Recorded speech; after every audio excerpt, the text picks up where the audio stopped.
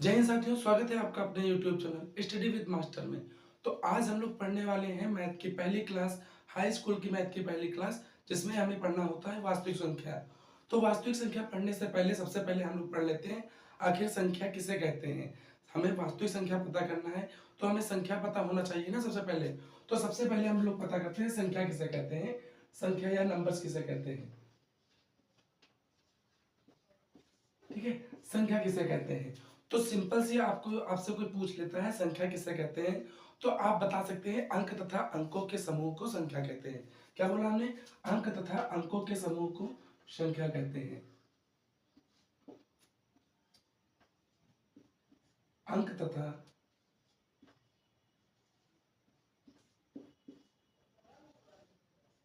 अंकों के समूह को संख्या कहते हैं।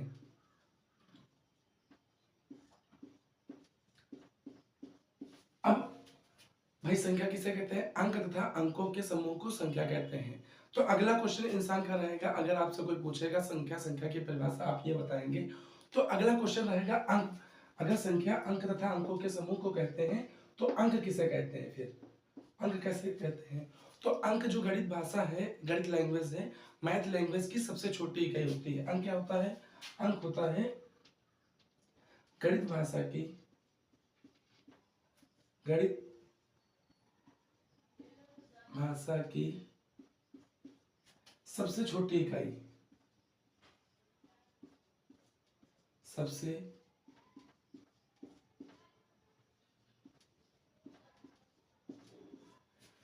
अंक क्या होता है? गणित भाषा की सबसे छोटी इकाई। जबकि संख्या क्या था? अंक तथा अंकों के समूह को संख्या कहते हैं। जैसे आपको एग्जांपल बताते हैं, मान लो अंक हमने लिख दिया 1। ठीक है, अंक हमने क्या लिख दिया? 1। तो अंक ऐसा नहीं है कि ये संख्या नहीं है, ये अंक भी है और संख्या भी है। और लेकिन 1 2 3 कहाँ तक? 9 तक। 1 से लेकर 9 तक, 1 से लेकर 9 तक ये अंक भी होते हैं, संख्या भी होती है। जबकि इसके आगे जैसे ही हम लोग बढ़ते हैं, जैसे 10 11, उसके आगे जहां चाहे अनंत तक, चाहे जहां चले जाते हैं, ये क्या होते हैं? ये अंक ना होकर ये संख्या होते हैं। हालांकि ये अंकों का समूह होता है। देखो 10 में क्या है? एक एक अंक ये है, एक अंक ये है, ये दोनों मिलकर क्या बोलते हैं? इसमें जीरो भी आप लिख लेंगे, जीरो भी इसमें एक अंक होता है। ठीक है, 0 1 2 3 4 5 6 7 8 9। ठीक है, ये अंक के साथ साथ संख्या भी होते हैं। जबकि 9 से ऊपर जैसे ही बढ़ेंगे, जैसे हम लोग 10 पर आते हैं, तो क्या 10 से लेकर अनंत तक कोई भी संख्या लिख दे, क्या हो जाएगी? वो संख्या हो जाती है। इसमें क्या होता है? इसमें अंकों का समूह होता है। जैसे मान लो हम लिख देते हैं 2005। ठीक है, 2005 में देखो संख्या एक ही है। संख्या क्या है? ये संख्या क्या है? एक ही है। जबकि इसके अंदर अंक कितने हैं? क्योंकि ये अंकों का समूह है, 1 2 3 4, 4 अंक हैं। इसीलिए हमने लिखा है अंक तथा अंकों के समूह को संख्या कहते हैं। ठीक है, तो अब आराम से आप बता सकते हैं अंक किसे कहते हैं और संख्या किसे कहते हैं। इसके बाद हम बात करते हैं संख्या। संख्या का विभाजन कितना, संख्या कितने प्रकार की होती है, संख्या क्या होता है आखिर? भाई जैसे हम लोग इंसान को बांट देते हैं जात के नाम से, धर्म के नाम से, अब अमीर गरीब के नाम से, ऐसे ही संख्या का विभाजन किया गया है। तो संख्या सबसे पहले क्या है? नंबर।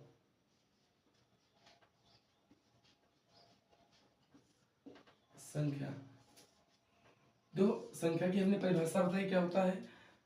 अंक तथा अंकों के समूह को संख्या कहते हैं। इसके बाद देखो संख्या दो प्रकार की होती है। जैसे हमारा जीवन होता है, सेम वैसे संख्या भी होती है, एक वास्तविक, एक काल्पनिक, जिनको हम लोग रियल नंबर कहते हैं, इमेजिनरी नंबर कहते हैं। जैसे जिंदगी होती है एक, जो हम दिन भर सुबह उठ के शाम तक सोने से पहले करते हैं, वो जिंदगी क्या होती है? वास्तविक होती है। उसके बाद जो हम लोग सपने की दुनिया में जीते हैं, वो काल्पनिक होती है। सेम उसी टाइप से ये भी होते हैं, वास्तविक और काल्पनिक। वास्तविक संख्या किसे कहेंगे और काल्पनिक संख्या किसे कहते हैं? तो किताबों में थोड़ी सी डिफरेंस इसमें आपको परिभाषा मिल जाती है, जो थोड़ा सा आपकी समझ से बाहर आ जाती है, समझ नहीं आती है। तो इसके लिए हम बता दें आपको, संख्या, वास्तविक संख्या तथा काल्पनिक संख्या को पढ़ने के लिए सबसे, परिभाषा बताने के लिए सबसे सिंपल तरीका है, आप बता सकते हैं ऐसी संख्याएं जिनको संख्या रेखा पर लिख सकते हैं, संख्या रेखा पर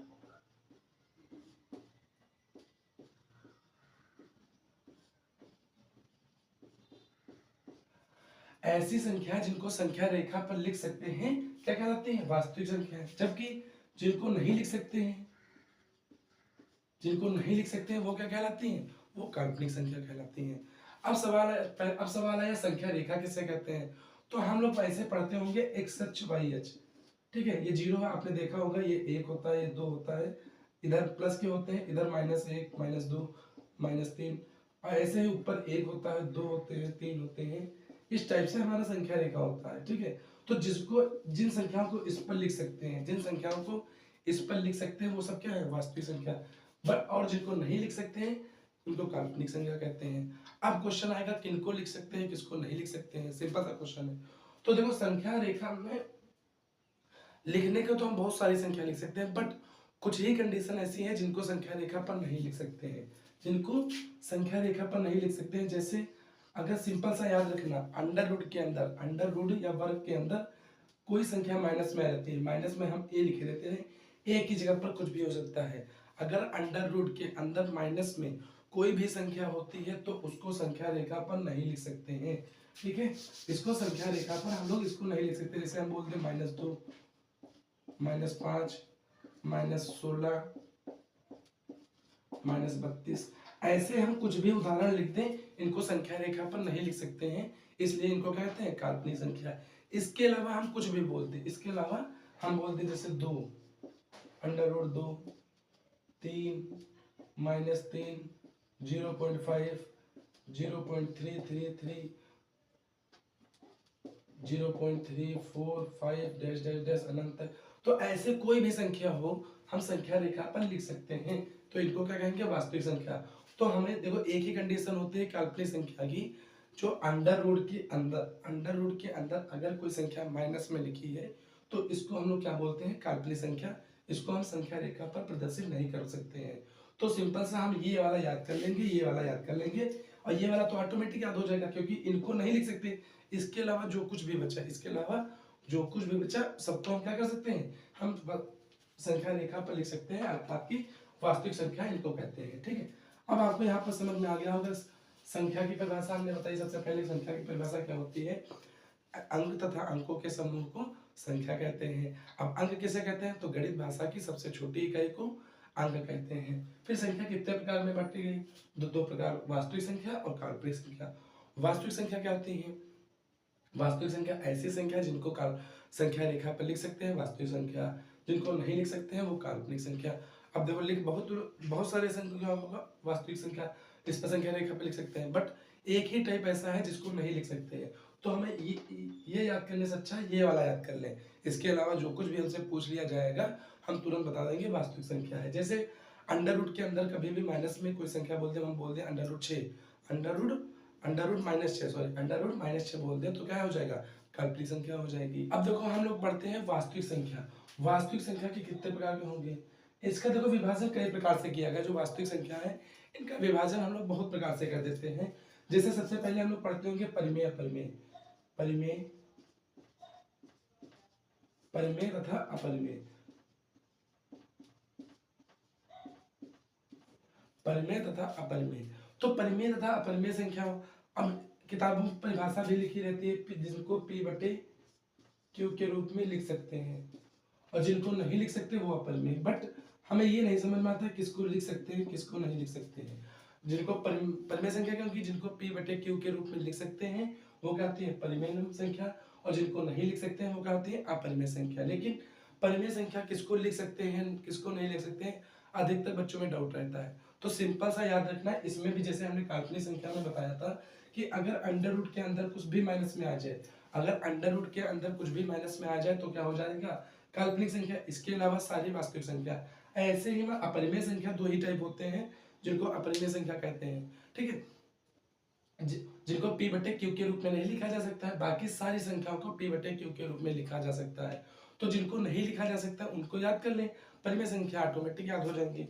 तो सिंपल सा याद रखना, जिसका वर्गमूल जो ऐसी संख्या है जिनका वर्गमूल जैसे हम बोलते 3, √5, √7, √17, ठीक है,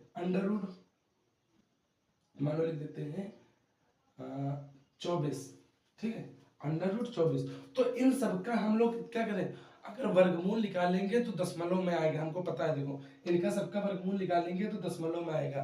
तो ऐसी संख्या जिनका वर्गमूल निकालने पर, ये कोई परिभाषा नहीं है, लेकिन बस आपको समझने के लिए आप बता सकते हैं कौन सी अपरिमेय संख्या है, कौन सी परिमेय संख्या है। तो अपरिमेय संख्या ऐसी संख्या जिनका वर्गमूल निकालने पर, सीधा से याद रखना, जिनका ऐसी संख्या जिनका क्या कहते हैं वर्गमूल निकालने पर दशमलव आ जाए तो समझना वो अपरिमेय संख्या है, ठीक है।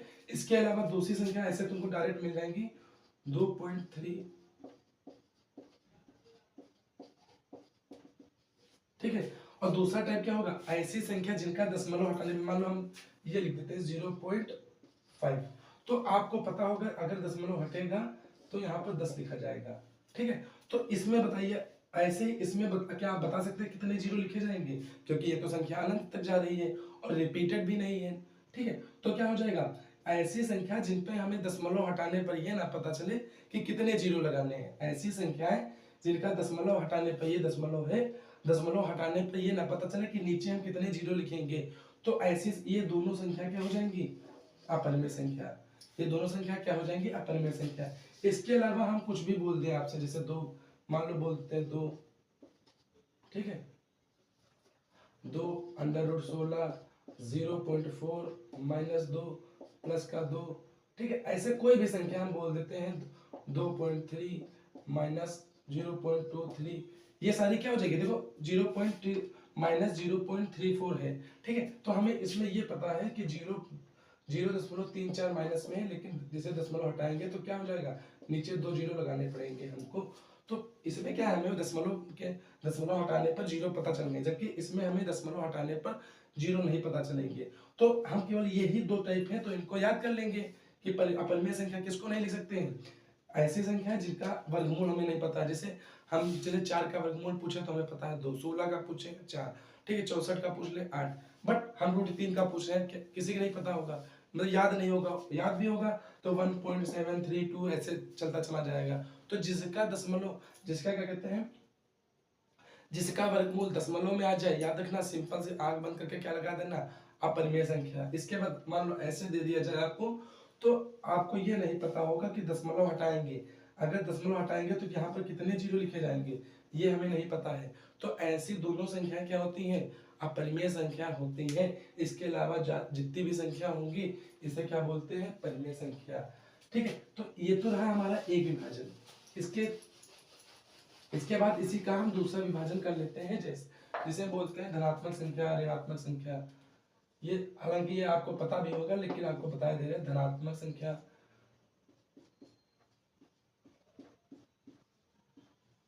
ऋणात्मक संख्या और जीरो संख्या, ठीक है। ये वास्तविक संख्या का हम विभाजन इस टाइप से भी करते हैं। धनात्मक संख्या क्या होंगी, जो प्लस में होती है, जैसे +1 +2, ये आपको पता भी होगा, इसमें कोई बहुत बड़ी रॉकेट साइंस नहीं है। ऋणात्मक संख्या क्या होंगी, जो माइनस में होती है, ठीक है। और जीरो संख्या क्या होगी, जीरो संख्या जीरो ही होगी, क्योंकि ना ये जो जीरो है ये ना तो प्लस है ना तो माइनस है, ताकि 0 रुपए आप चाहे हमें दे, चाहे हम आपसे ले लें 0 रुपए, चाहे हम आपको दे दें, कोई इसमें डिफरेंस है, कोई दिक्कत है नहीं है। बट आपसे 5 रुपए ले ले, 500 रुपए ले ले, तब दिक्कत है कि भाई ने 500 रुपए ले लिया, ठीक है। तो धनात्मक ऋणात्मक जीरो संख्या समझ गए, इसमें कोई अंतर, इसमें कोई बड़ी बात नहीं है, ये सबको लगभग पता होगा, ठीक है। अब बात करते हैं सम संख्या विषम संख्या। ये भी आपको पता होगा, सम इवन एंड ऑड, सम संख्या और बेटा इसको आप साथ में नोट करते चलिएगा, अपनी लैंग्वेज में बना के लिखिए, कोई आपसे परिभाषा नहीं पूछेगा इसकी, ये सम संख्या की वास्तविक संख्या की परिभाषा बताओ या काल्पनिक संख्या की परिभाषा बताओ, केवल आपको पता होनी चाहिए। कभी भी आपसे कोई भी पूछ ले आए बाई चांस, तो आप उसको अपनी बातें समझा सकते हो। तो ठीक है, अब सम संख्या क्या, जो सम का मतलब क्या होता है, इवन, इवन इसका ऑड। ठीक है, अगर इंग्लिश में नाम याद हो तो यही सिखाता हूँ। इवन में, इवन में देखो कितना है, 1 2 3 4, इसमें 1 2 3, तो 4 यानी कि 4 2 से विभाजित हो रहा है ना, 4 2 से विभाजित हो जाएगा तो क्या रहता है 2।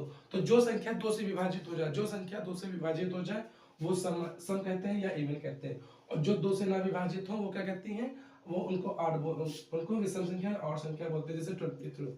ठीक, अब देखो इसका एक तरीका भी होता है, केवल आपको कितनी भी बड़ी संख्या लिख दी जाए, मान लो हम ये लिख दें,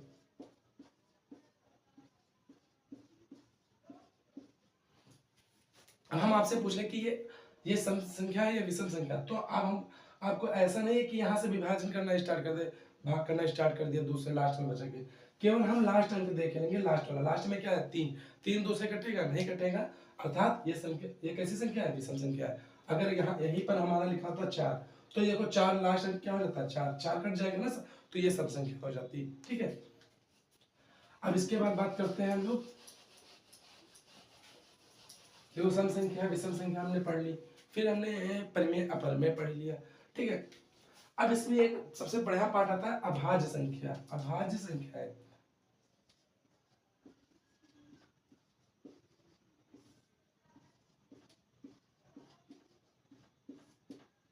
अभाज्य संख्या क्या है, तो अभाज्य संख्या क्या होती है, ऐसी संख्या जो केवल खुद से कटे या एक से कटे। देखो एक से सारी संख्या कटती है, एक से संख्या, इसकी परिभाषा हम लिखे दे रहे हैं, ऐसी संख्या जो खुद से तथा एक से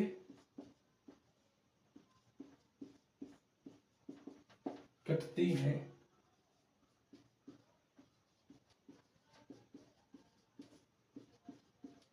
अभाज्य संख्या कहलाती है।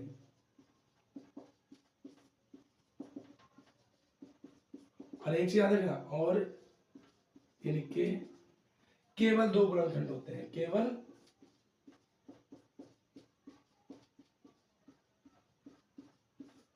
2 गुणनखंड। बेटा देखो हम बोल रहे हैं, थोड़े से राइटिंग ना समझ में आए तो बोल रहे हैं, आप नोट कर सकते हैं क्योंकि राइटिंग समझ गए होंगे कैसी है। ठीक, तो अभाज्य संख्या कहते हैं जिनके 2 गुणनखंड होते हैं, पहला कौन सा होगा, 1 होगा, दूसरा वो संख्या खुद होती है। तो एक सबका, एक ऐसी संख्या है जो सबको काट देती है, एक ऐसी संख्या है जो सबको काट देती है, लेकिन दूसरी संख्या कौन सी होगी, जिसे हम बोलते हैं 3। तो देखो ये 1 से तो कटेगा, इसके अलावा किसी से कटेगा नहीं कटेगा, तो किससे कटेगा, 3 से। 5 बोल देते हैं, तो ये 1 से कटेगा, 5 से कटेगा। ऐसे बोलते हैं 19, तो ये किससे कटेगा, 1 से कटेगा और स्वयं से कटेगा। और एक चीज याद रखना, एक देखो ये तो खुद 1 से भी कट रही है और खुद से भी कट रही है, लेकिन ये अभाज्य संख्या नहीं है। क्यों, क्योंकि इसके 2 गुणनखंड नहीं है, एक ही गुणनखंड है, इसीलिए हमने लिख दिया और इनके केवल 2 गुणनखंड होते हैं, ना ज्यादा ना कम, 2 ही गुणनखंड होंगे। तो सबसे छोटी अभाज्य संख्या क्या हो जाएगी, आप याद रखना 2 होती है, क्योंकि ये 1 से कटती है और 2 से कटती है। तो सबसे छोटी अभाज्य संख्या क्या हो जाएगी, 2 हो जाएगी, ना कि 1 नहीं होती है। तो अभाज्य संख्या की हमने परिभाषा क्या बताई, ऐसी संख्या जिनके केवल 2 गुणनखंड होते हैं, पहला कौन सा होगा, 1 होगा, दूसरा कौन सा होता है, 2, वो संख्या स्वयं हो जाती है, इनको अभाज्य संख्या कहते हैं। तो देखो आज हमने क्या क्या पढ़ा है, सबसे पहले हमने पढ़ा था संख्या किसे कहते हैं, फिर हमने पढ़ा अंक क्या होते हैं। देखो संख्या की परिभाषा क्या बताई है, अंक तथा अंकों के समूह को संख्या कहते हैं। फिर अंक होते क्या है, अंक देखो क्या होते हैं, अंक को बताने के लिए, जैसे हमारी हिंदी भाषा में, हिंदी में हम पढ़ते हैं तो सबसे पहले छोटा बड़ा पढ़ते हैं, इंग्लिश पढ़ना है तो हमें ABCD पढ़ना पड़ता है। ऐसे ही अगर हमको गणित पढ़नी तो सबसे पहले 1 2 3 4 5 पढ़ना पड़ेगा। तो ये क्या है, ये गणित भाषा की सबसे छोटी इकाई है। फिर परिमेय हमने पढ़ा, वास्तविक संख्या, काल्पनिक संख्या। वास्तविक संख्या जिनको संख्या रेखा पर लिख सकते हैं वो काल्पनिक संख्या, वास्तविक संख्या जिनको नहीं लिख सकते हैं वो काल्पनिक संख्या। किसको नहीं लिख सकते हैं, अंडर रूट के अंदर अगर कोई चीज माइनस में है तो उसको संख्या रेखा पर नहीं लिख सकते हैं, और ये क्या कहते हैं, ये काल्पनिक संख्या कहलाती है। इसके बाद हमने वास्तविक संख्या का विभाजन पढ़ा, जिसमें क्या होता है परिमेय संख्या, अपरिमेय संख्या, और क्या कहते हैं धनात्मक ऋणात्मक संख्या पढ़ते हैं। फिर अभाज्य संख्या हमने पढ़ा, इसी के अंदर हमने सम संख्या विषम संख्या भी पढ़ा। ठीक है, अब इसके जो हमने आज पढ़ाया है इसको आराम से एक बार समझ लीजिएगा। ये परिभाषा आपको किसी को भी समझा सकते हैं आराम से, एज अ टीचर समझा देंगे तब भी बहुत अच्छा प्यार से समझ में आ जाएगा। इसको कोई भी डाउट नहीं बचेगा, किसको लिख सकते हैं किसको नहीं। किताबों की भाषा जो है बच्चों को समझ ही नहीं आती, नाइन वही जो है 7th में पढ़ते हैं, वही 8th में पढ़ते हैं, वही 9th में पढ़ते हैं, इंटर तक वही पढ़ते हैं, उसके बाद कंपटीशन में फिर वही जाके संख्या पर ही अटक जाते हैं, नंबर सिस्टम पर ही अटक जाते हैं। ठीक है, तो आराम से अभी से टाइम है तो आराम से समझते हुए चलना है, क्योंकि कभी परिभाषा आपसे एग्जाम में नहीं पूछी जाएगी कि वास्तविक संख्या की परिभाषा बताइए, काल्पनिक संख्या की परिभाषा बताइए। केवल आपको एक मोटा मोटा आइडिया होना चाहिए कि अगर आपसे कोई पूछता है तो हम उसको कैसे अपनी बातें समझा सकते हैं, और इसके बाद हमें अगर पूछ लिया जाए कि इस निम्नलिखित में से कौन सी संख्या वास्तविक है या काल्पनिक है या परिमेय या परमेय है, तो हम आराम से बता दें। ठीक है, इतना हमारा वो होता है। तो ये अगर आपको हमारी क्लास पसंद आई हो तो हमारे चैनल को लाइक कीजिए, सब्सक्राइब कीजिए, शेयर कीजिए।